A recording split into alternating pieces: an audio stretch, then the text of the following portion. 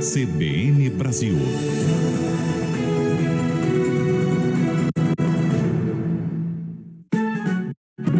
Viva Voz, com Vera Magalhães.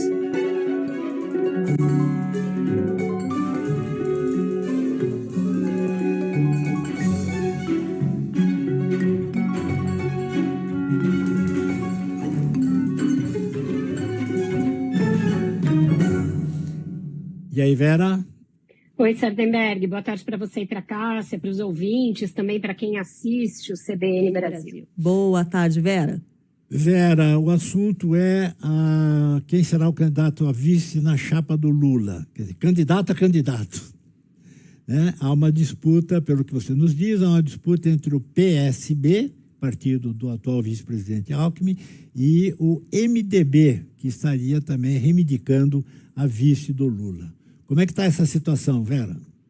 É uma situação bastante indefinida, Sardenberg, pelo óbvio ali, né? O MDB é um partido muito difícil de ser entregue na sua totalidade. É um partido grande, que tem uma característica histórica de ter divisões regionais muito claras e que cada um dos estados, cada uma das regiões do país siga uma orientação, uma hora mais à esquerda, hora mais à direita, e por isso é muito difícil conseguir que esse partido esteja integralmente com algum candidato, quando ele não tem candidato próprio. Foram poucas as vezes em que teve candidato próprio. Teve com o Ulisses, depois teve com o Orestes Quércia e depois com a Simone Tebet. Mas nesse longo hiato entre Quércia e Tebet, o partido, na maioria das vezes, ficou solto.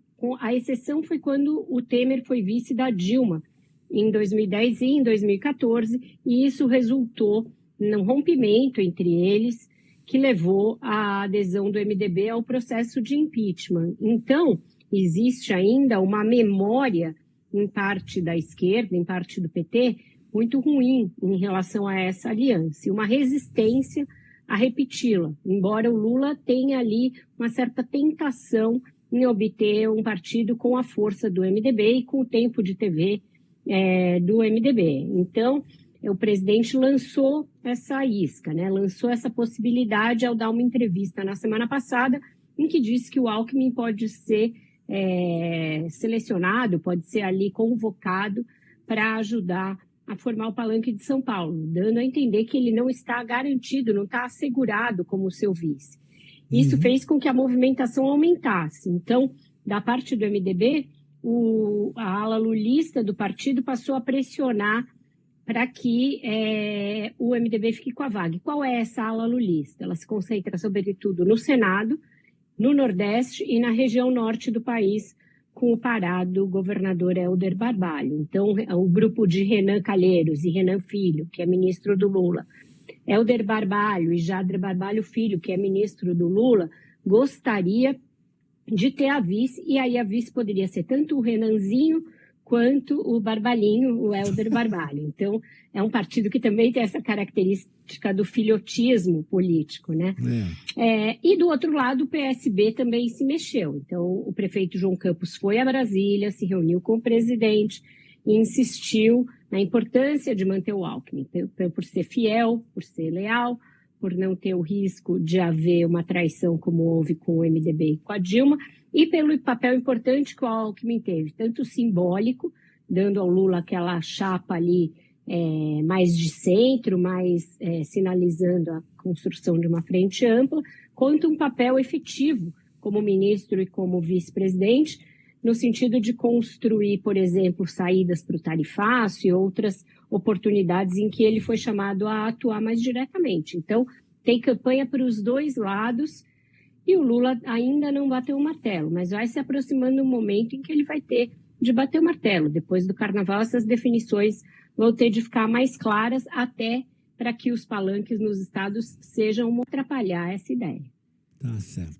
E lembrando, o prefeito do Recife foi lá reivindicar a permanência do Alckmin. O prefeito do Recife é o João Campos, que é presidente do PSB, né?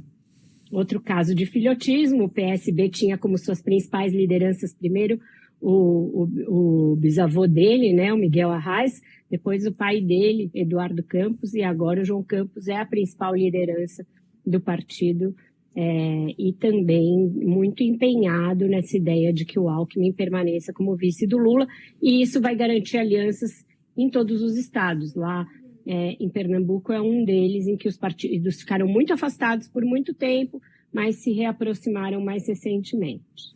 O prefeito do Recife, o João Campos, ele está no segundo mandato e deve ser candidato a governador do estado. Será candidato, já confirmou que vai deixar a prefeitura para concorrer ao governo do estado contra a atual incumbente, que é a governadora Raquel Lira, e os dois estão numa animosidade crescente. É uma das disputas que tem ali mais ataques de lado a lado, e a Raquel Lira, apesar de ser do PSD, tem dado ali a entender que gostaria de ter também, de estar também no palanque do Lula. Então, uma das coisas que o João Campos foi falar lá é que não aceita essa coisa de palanque duplo, que o Lula tem que estar com ele, que é um aliado histórico, e não com ela, na eleição de Pernambuco, Sardenberg. Tá certo. Vera Magalhães, obrigado, Vera. Até amanhã aqui no CBN Brasil, até mais tarde no Ponto Final. Obrigado, Vera. Vocês viram chover dinheiro aí pela janela? Vimos. Aí também está chovendo dinheiro? Olha, aqui não, mas a gente ouviu a história toda lá em Santa Catarina. O Rio de Janeiro está acompanhando, porque tem a ver com as investigações ligadas ao Master do Rio Previdência.